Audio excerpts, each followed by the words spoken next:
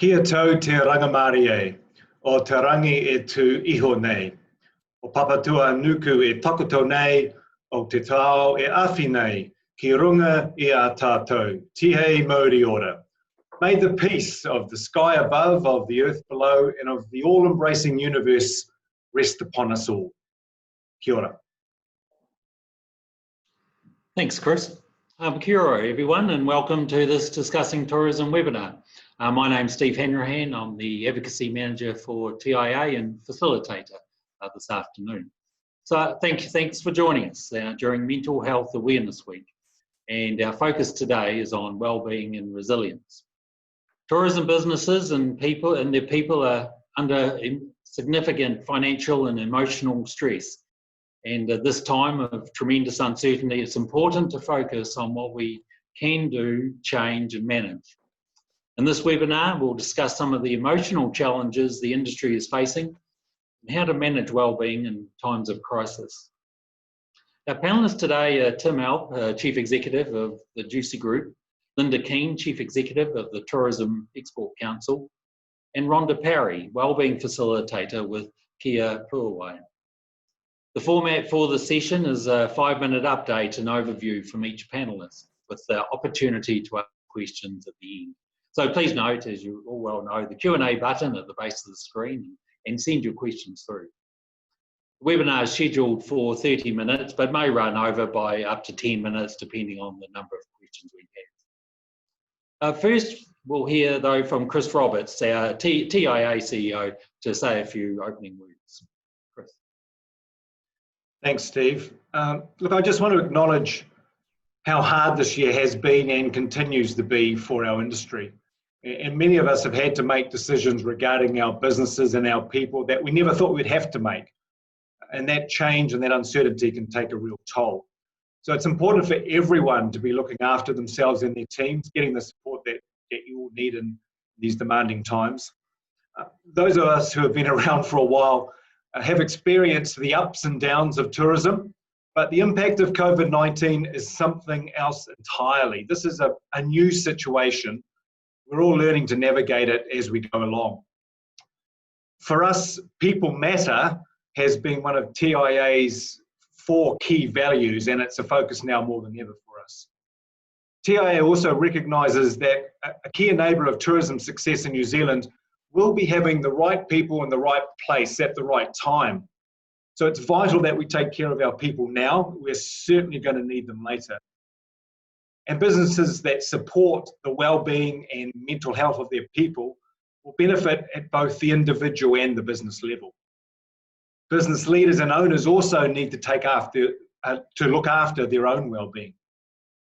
More than ever, this is the time to show whanaungatanga, a true sense of family and belonging, relationships built on shared experiences and working together. I'm really looking forward to hearing the advice of our speakers, so I'll hand back to Steve so we can hear from them.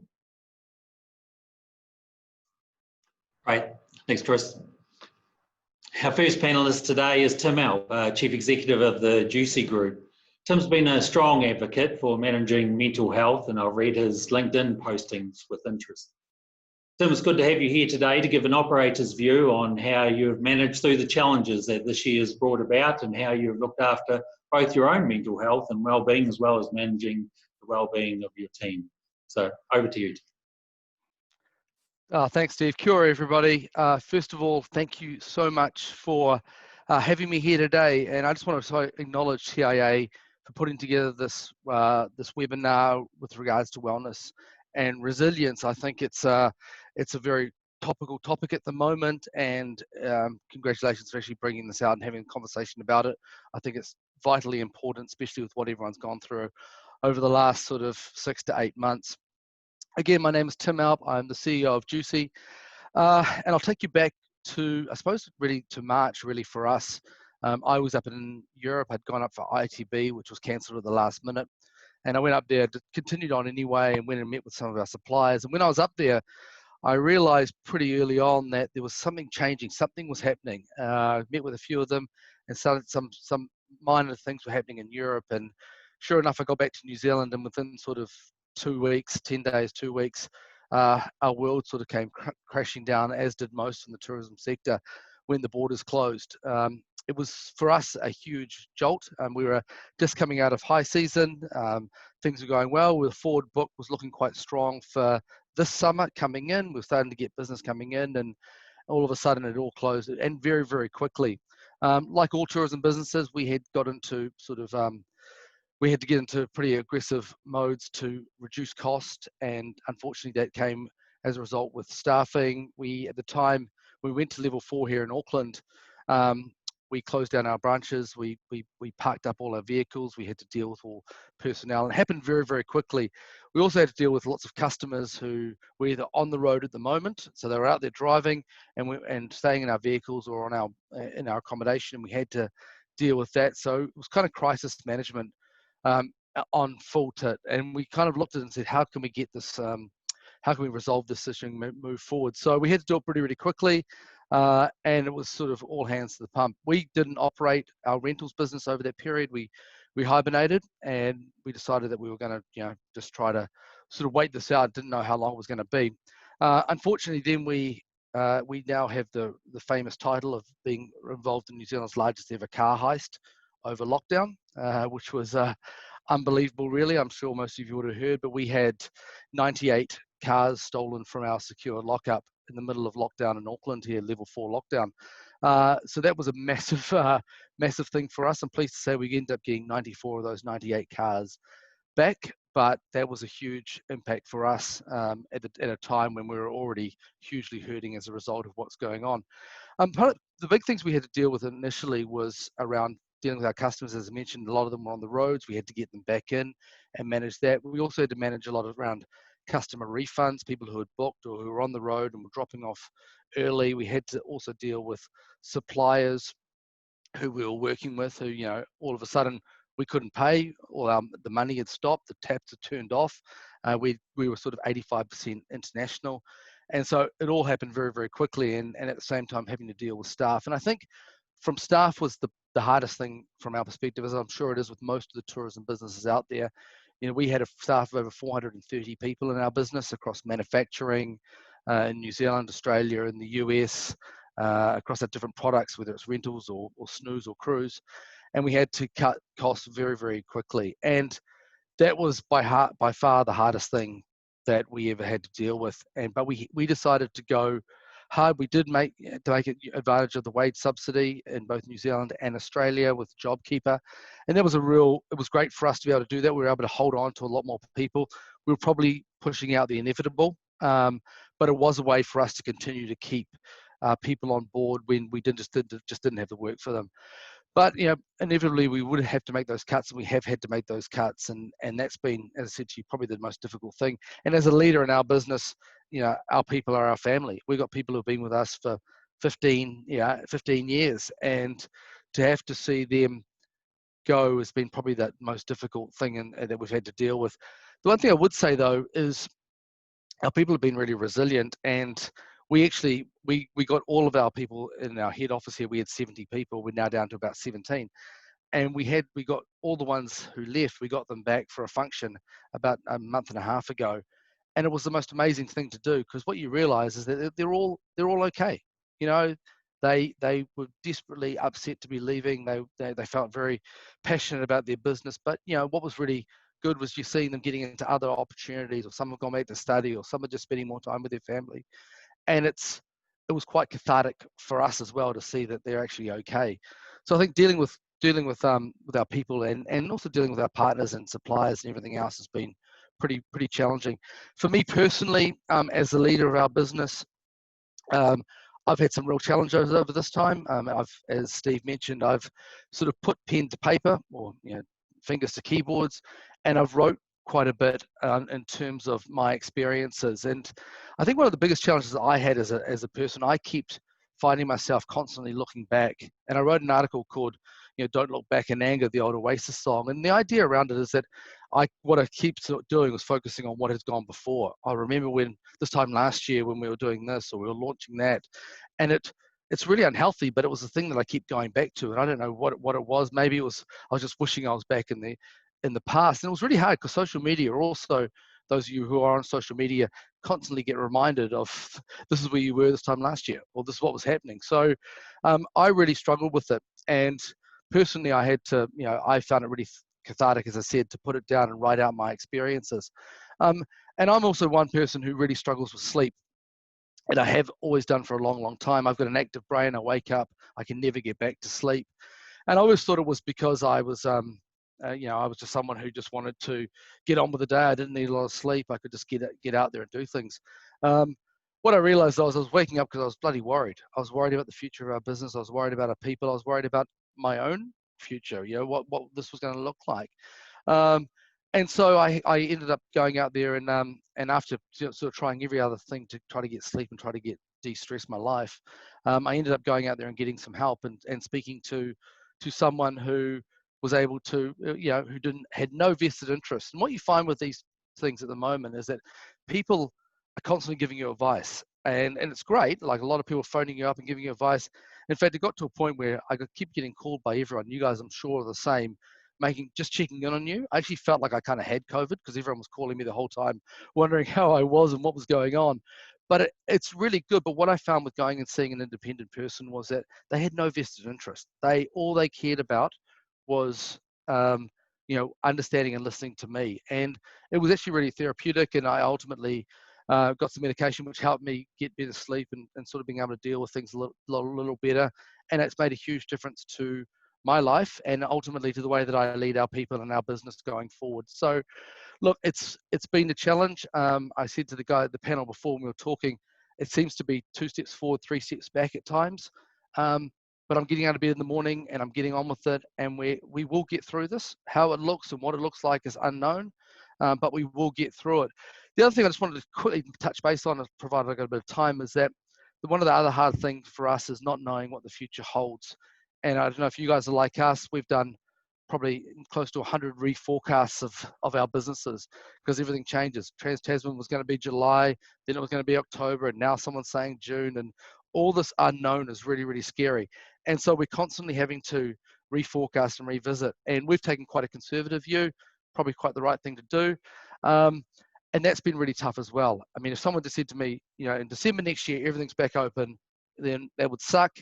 But at least we know and we can work towards it. It's the unknown, which is a really scary component as well. But look, as I said, I think congratulations to TIA for putting this thing together. I think it's really important.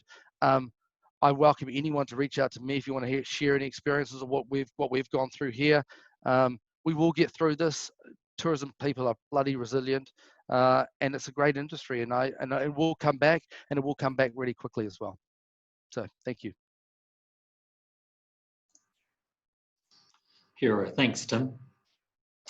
Our next panellist is Linda Keane. Linda's the Chief Executive of the Tourism Export Council.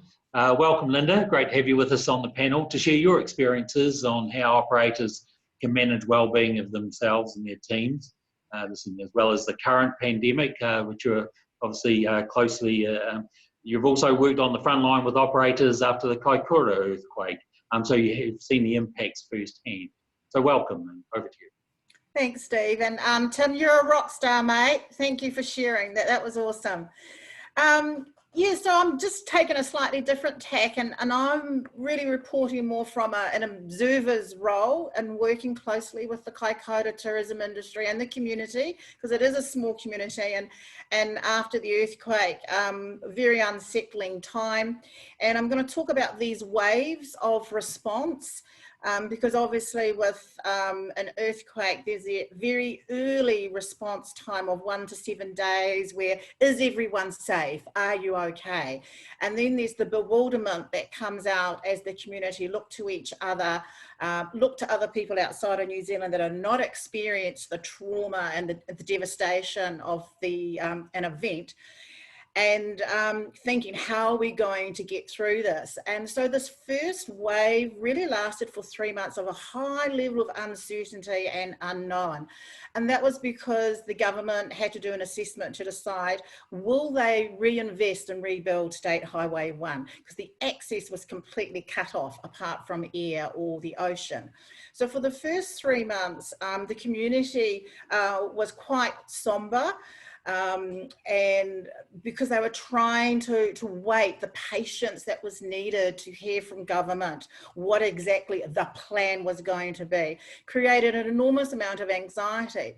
A way that a lot of the tourism businesses managed that was looking after each other. A lot of the tourism employees went out to help the elderly in the community, weed gardens, those sorts of things, until they began to see a little bit of a plan formulate.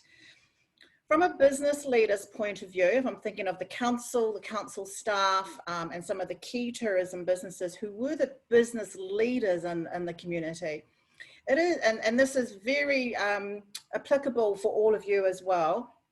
If you feel that your workload has tripled or quadrupled since COVID, it's absolutely true. And for family and friends that aren't part of the tourism industry, they may feel that or assume that you're at home watching Netflix every day because there aren't international visitors here at the moment. That's the furthest thing from the truth. But your workload has tripled or quadrupled because you have your business as usual things that you need to do. As Tim said, he was on version 100 or whatever it was for his cash flow forecast, his staffing forecast, his financial forecast. So there's a whole raft of extra meetings and planning events that you haven't normally had in your BAU phase. Then you've got to follow up all the outcomes of those meetings and those decisions. Plus, as a business employer, you are leading your team. You are probably very engaged with your community and also with your families as well. Your family have been impacted and your families are looking at you. And I did hear of a situation where children aren't understanding when their parents are trying to save the business and they're in front of the laptop for 15 hours a day. The child thinks, oh, Dad, why can't you play with me? Or Mum, why can't we go for a walk? So there's been these other stresses within the family as well. So it's absolutely okay to feel overwhelmed and at a loss. And moving on to COVID, is it the same? Is it different? It is next level. And even though it's not a natural disaster, this is an economic disaster, an emotional, physical disaster. And it is quite different because everybody's in the same boat. From a Kaikoura perspective, we felt the love and the aroha of all the offshore markets, all the New Zealand tourism industry and government giving the community love and aroha and support. This is really different because we are all in this together, but you are in your own situation. And the feelings of helplessness and being out of control are very, very natural. One of the things we learned from Kaikoura, and a lot of this learning came from the Christchurch earthquakes as well, is about PTSD. And sometimes, because of these response waves and phases that happen, you may not know you are experiencing PTSD for 2 to 3 years till after the actual start of the event. And that's because your body has been fueled by adrenaline at the moment because you're in the survival mode. And so some of those symptoms of PTSD is you don't concentrate as well as that you used to do. You've got confusion. It's hard to make some decisions, lack of energy. You just feel apathetic all the time. Some of you might self-isolate within yourself. You might become a quieter person.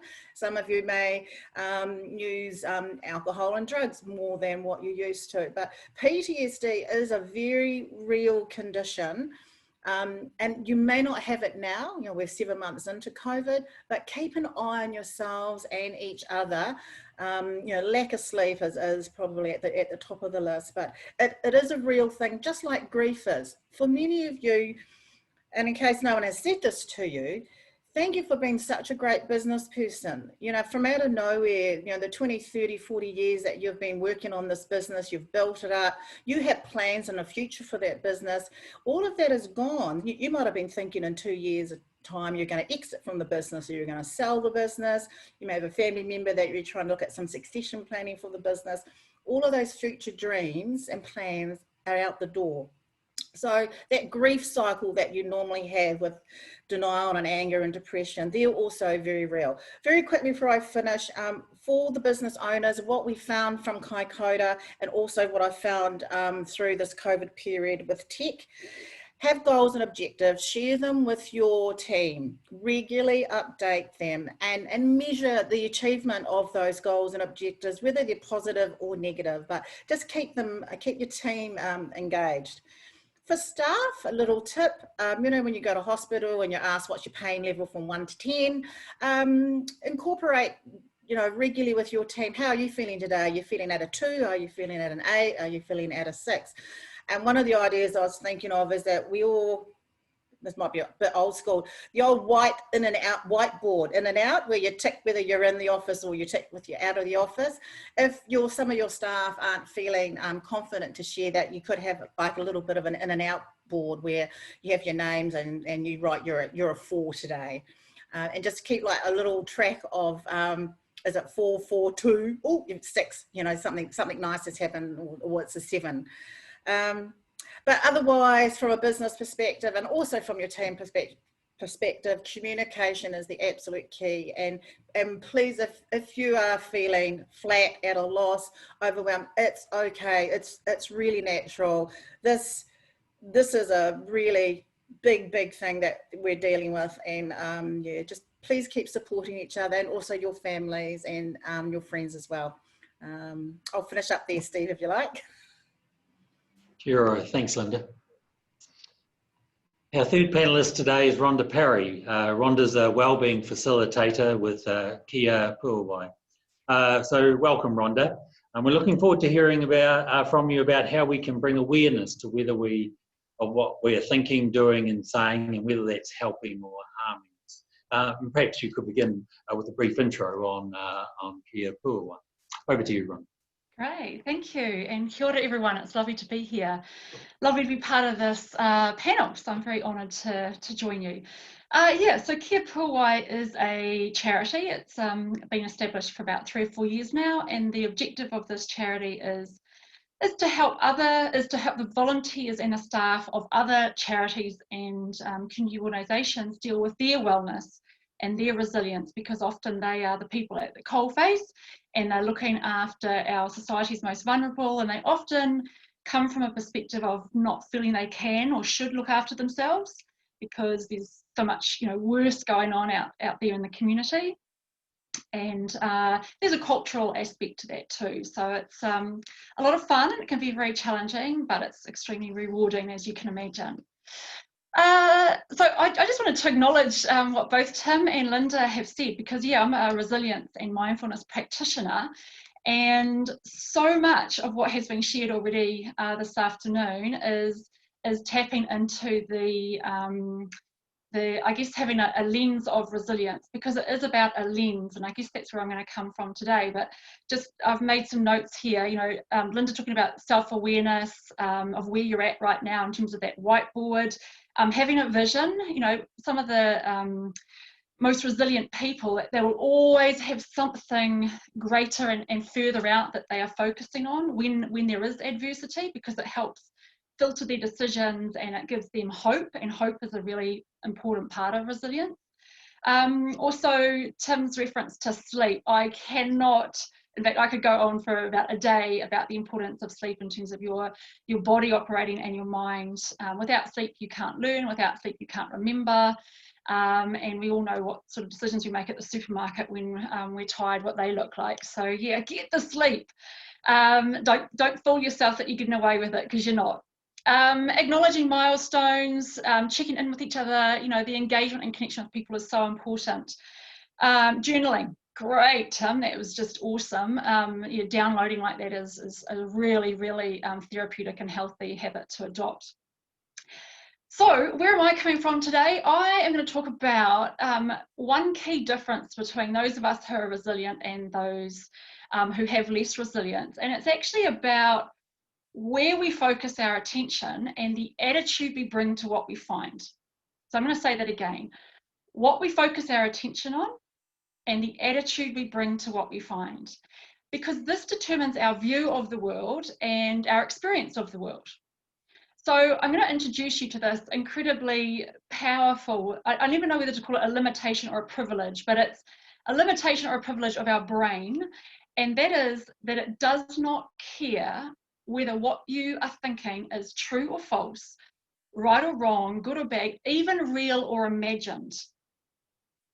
So there is no place else, nowhere else that your brain gets instructions from. It gets them from your thoughts and your beliefs.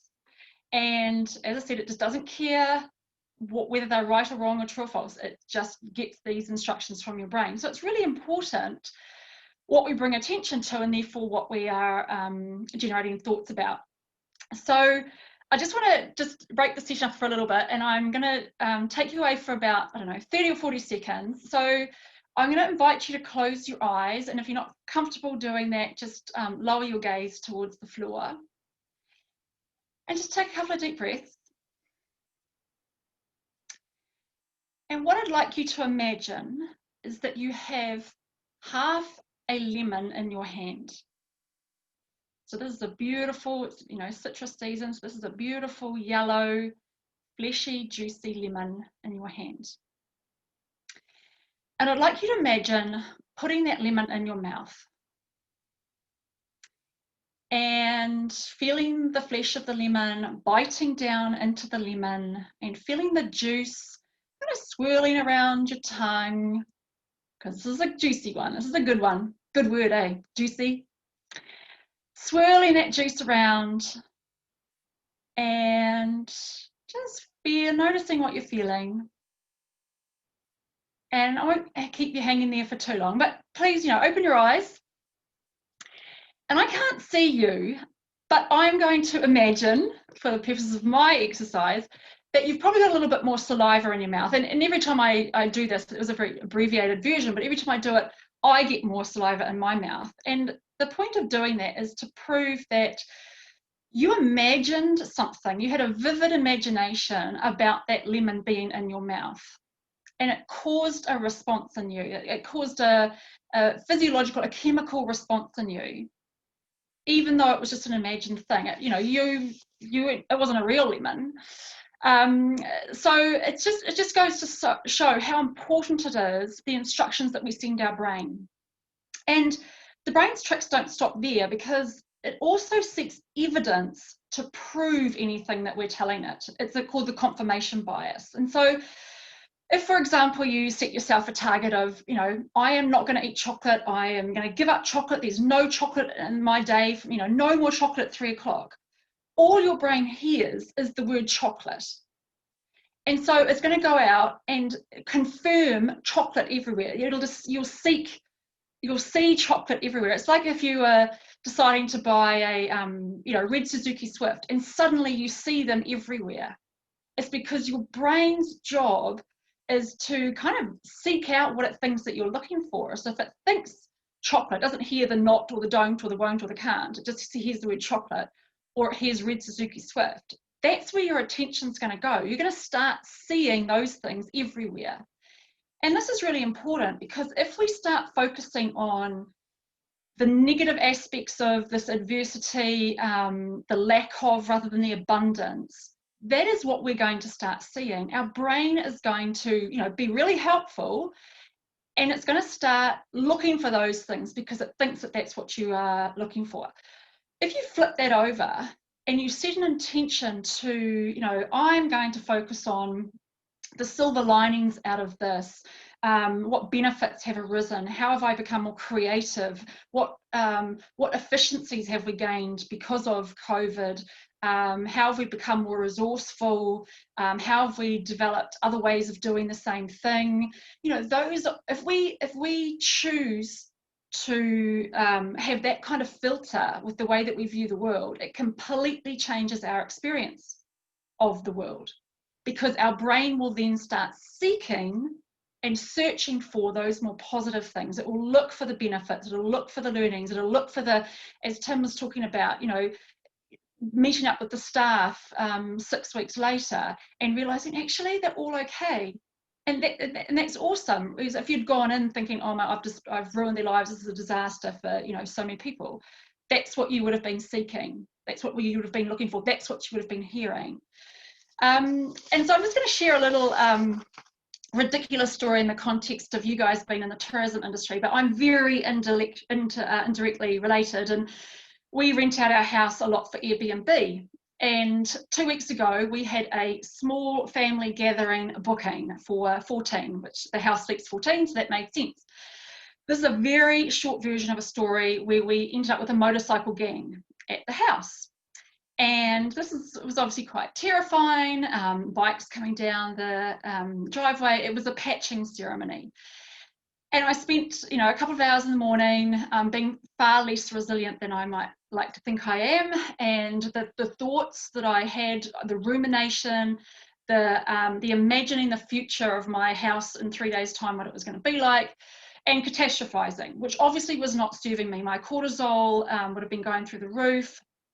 A different part of my brain that I start using, so I'm making, not such great choices. Anyway, at 3 o'clock decided I needed to have a wine, so my husband and I sat down in the tiny house, and I made a deliberate decision, and I decided to focus on 2 things. One was, how am I connected to these people rather than how am I different to them? And the second thing was, I'm going to make generous assumptions about their intentions about being here. And again, long story, very short, it just completely changed my view of this weekend. Absolutely nothing happened. They left the house spotless. They even took their rubbish. They were so polite. I had them help me shift furniture the next day. It was a really, really positive experience. But I use it as an example because I made a deliberate decision to seek out, to focus on where we're connected, not different, and making generous assumptions about these people. So it was a really positive experience. Anyway, my objective with sharing all of this with you is that it's really important, the thoughts that we're feeding our brain, the beliefs that we're feeding our brain, that's where our brain gets instructions from. It's going to seek confirmation. It's going to seek to prove that what you're thinking is out there, that that's the confirmation bias. And your future will be a blueprint of those thoughts. So, where your thoughts go, your attention goes. Where your attention goes, your energy goes. And I know that you know that kind of part of the equation, but I really wanted to touch on today how important it is that we bring attention and awareness to what we are paying attention to and the attitude that we bring to what we find. So I think that's probably all I've got to say. I've taken my glasses off so I can't read the time, and just hope that I haven't gone over time. Thanks so much. Wonderful. Thank you, Rhonda. That was captivating, really. Listen, I forgot to say just before you spoke to the attendees, please send your Q&A through. We're just touching on just over 2:30 now, so I know some of our attendees will have to go, so the webinar will be up later on our website by the end of tomorrow if you want to. But listen, there is a couple of questions coming through, so we'll just start a brief conversation for perhaps up to 10 minutes or so. Rhonda, I guess there's a couple of people just commenting on what you have spoken about there. Listen, opportunity, one's just asked about getting your details, which I imagine are on the Kia Puawai website, and just asking if you provide coaching. So perhaps the opportunity for a quick plug about Kia Puawai. You're on mute, Rhonda. All right, you're good? I can hear? Yeah. No, yeah, okay.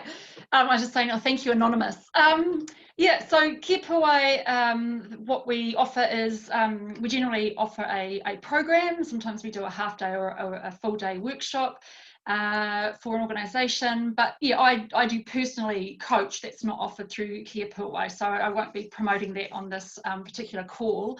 But yeah, by all means, please reach out to the Kia Puawai website, and you can touch base with us there. We'd love to talk about what your needs are. Yeah. Right. All right, perhaps a question here for the panel. And Rhonda, I might start with you, though Tim, you might have views, and Linda as well. What are some of the things that employers can do to raise the conversation on wellbeing and resilience within their organisation and make everyone comfortable to be talking about that and make it okay. I know we've touched a little bit before on Linda raised about the self-awareness, about vision, some of the journey, sort of personal things that people can do, but getting that conversation going within an organisation. Rhonda, do you want to kick off with that, and then maybe we'll cross over to Tim? Yeah, sure. It's a really great question, actually.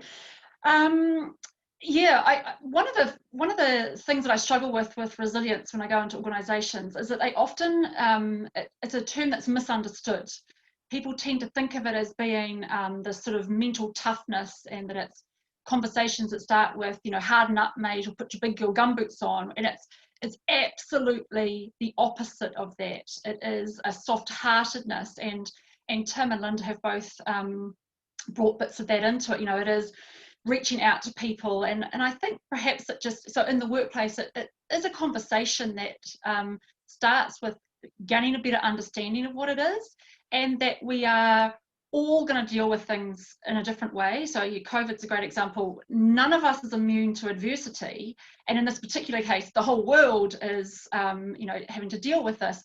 But even in our normal lives, COVID aside, we all have stuff going on.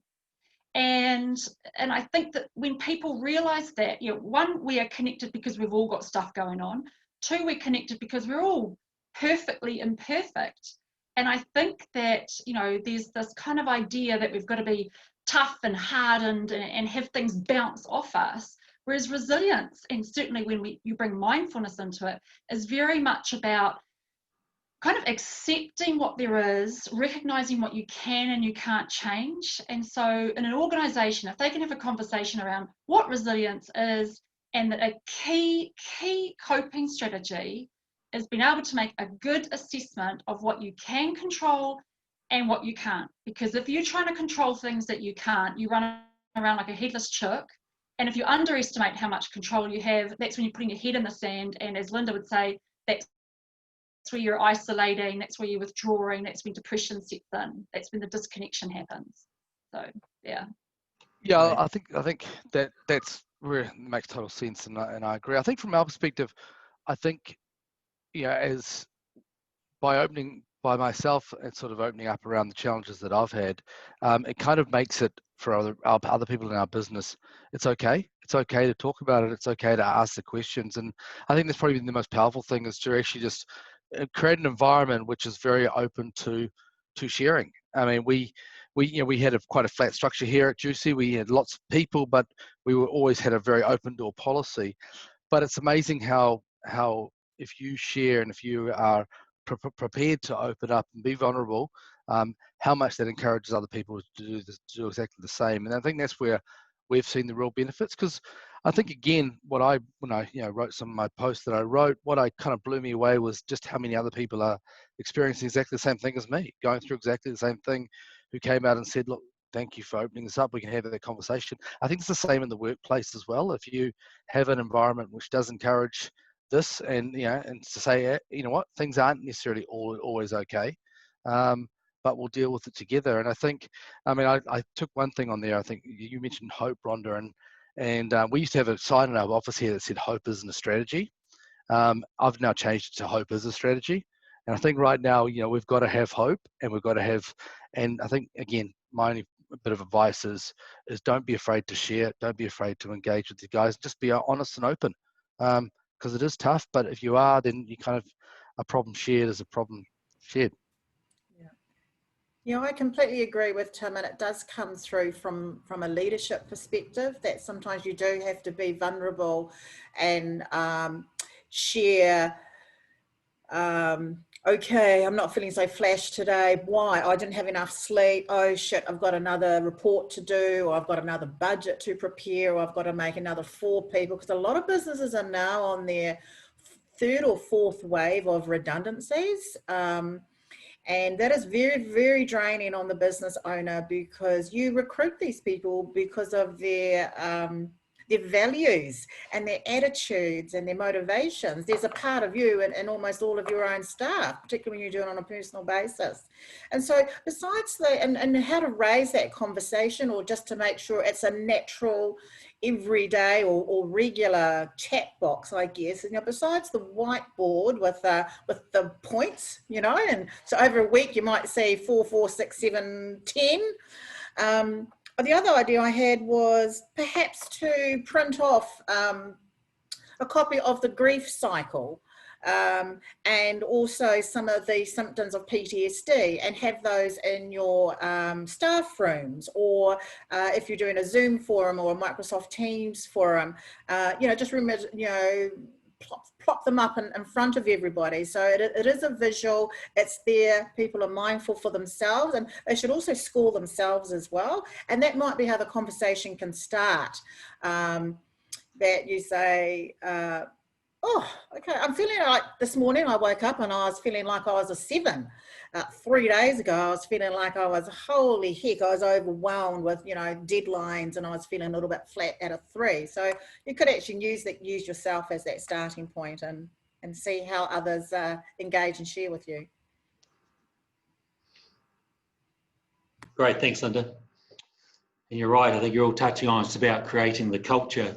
I'll just touch on a couple of things that we've done here at TIA, just during Mental Health Awareness Week. With our health and safety team have been looking after it, doing a great job. We held a team lunch yesterday, and everyone was encouraged to bring in a favourite dish, or we all just joined together and just ate together, and people talked about their dish and what it meant to them. So there was some nice stories come through. So that was the first time. So we've done it in that context, and it was a nice thing to do. Another thing that we've also done is that we've done a mental health first responders course. The Health and Safety Committee went through it first, and then after that, now all the management are going through that. And I've done it myself. It was about 2.5 days. So it wasn't too long, and it was a really useful course. I learned a lot through it, and just the ability, sort of, if you're noticing something in your team, the sort of things that you would do to respond to that. So encourage people to have a look for that also. All right, I think that brings us to the end of our questions, and so we'll draw the webinar to a close. Firstly, my thanks to our panellists today. So to Tim, Linda and Rhonda, so it's been great, captivating really, and thank you for being so open and honest and sharing your thoughts and views. It's been great. And thank you to all our attendees and to all our members for attending today and your questions. So thank you very much. The webinar will be available, as I said, on the TIA website by the end of tomorrow. Our next webinar is on the 8th of October on tackling tourism's carbon challenge. You can register for that now on the TIA website. A reminder also that registrations are open for the Tourism Summit Aotearoa, being held on the 17th of November in Wellington. Visit tourismsummit.co.nz to register for that. Chris, over to you for closing. Thanks, Steve, and just echoing your comments, and big thanks to our panellists for some very inspiring suggestions and stories and revelations here. Kia tau tō rangamari ki runga e ngā iwi o te ao. Let peace reign on all the people of the world. Have a good afternoon.